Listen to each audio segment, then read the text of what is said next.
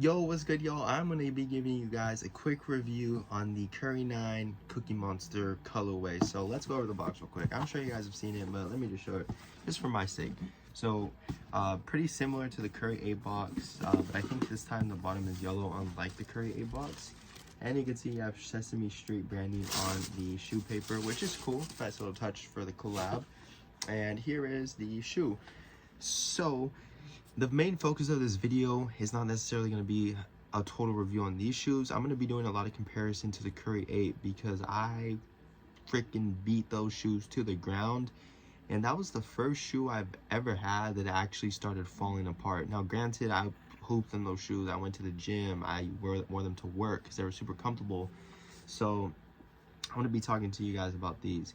I'm not going to be working out and going to work in these shoes. These are going to only touch hardwood floor because I wanted some indoor hoop shoes just so I have a little bit of flexibility on the shoes that I wear. So these for sure I'm keeping indoor, and here's why. People will say that these shoes you can play in outdoor, but the truth is I wouldn't recommend it at all. It didn't take long for my Curry 8s to go completely bald in this area, and I had practically no traction. I was slipping, and it got kind of dangerous and annoying, especially because I was only playing with them in outdoor courts. So this traction and this cushioning is super comfortable, which is why I wore them to work and stuff. But if you're going to be playing basketball in these, just keep them for indoors. Even if you're a big Curry fan like I am, I would highly recommend picking up a pair of the retro Curry 1s for outdoor use. But as far as these go, or the Curry 8s, if you want some of those still, I would not get these for outdoor use at all. I would keep these hardwood floor only because they're not rubber. It's a lighter material, but it's not rubber. And it's super comfortable, like I said, but there's no rubber. So really not meant for outdoor at all. As far as the materials go on these shoes, they are definitely a way better material than the Curry 8s. You have like a multi-layer knit upper, which is a lot better than just like the one layer knit that you had. And then on top of that, you don't have that fake leather going throughout the shoe right here. So the shoe looks more just like nicer. Doesn't look as cheap. So that's a positive for that. And then in the back, you have like this suede material, which I'm not sure if it's like that for all Curry 9s, but for these it is. You have like a semi-gloss leather right here just to reinforce this area of the shoe for where the lacing system is, which is cool. Compared to the Curry 8s, you have an actual functional tongue with a pull tab, which is nice. There was a smaller one on the Curry 8. This one is more bigger, more easier to get your shoe in.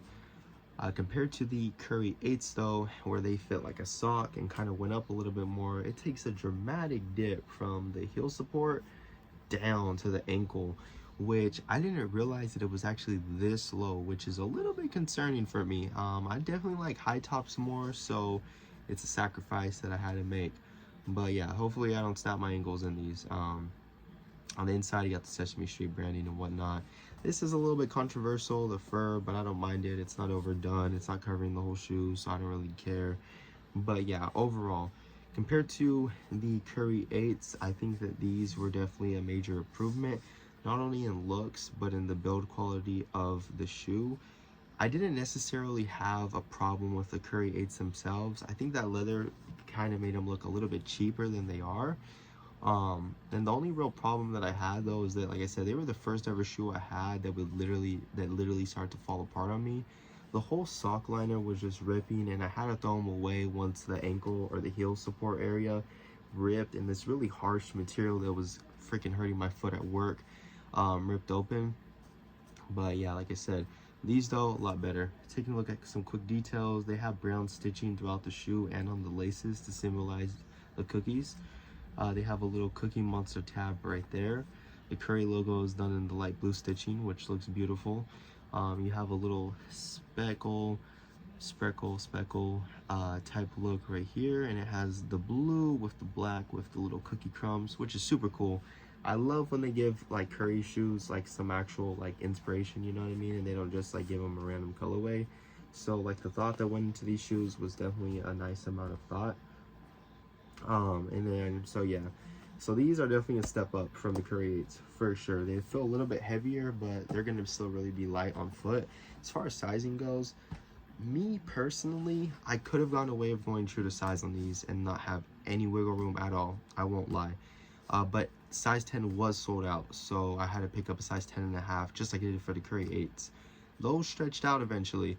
I feel like since this is like, feels like a more stiffer, tighter material, and it has multiple layers, I don't feel like these are gonna stretch out as bad. But one thing I'm gonna do differently is I'm definitely gonna double sock though when I'm wearing these, which I've been doing for my outdoor shoes as well, just because I have some blister problems, which hasn't happened since I started double socking, which is good.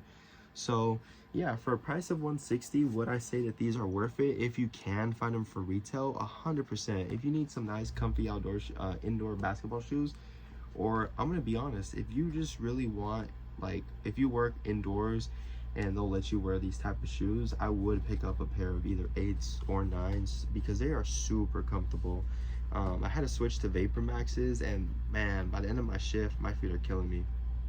But besides that though, really great shoe. As far as performance goes, it's only going to be better than the 8. So yeah, I highly recommend these for indoor, but I don't recommend them at all for outdoor. So that being said, make sure you guys give a like, comment, and subscribe.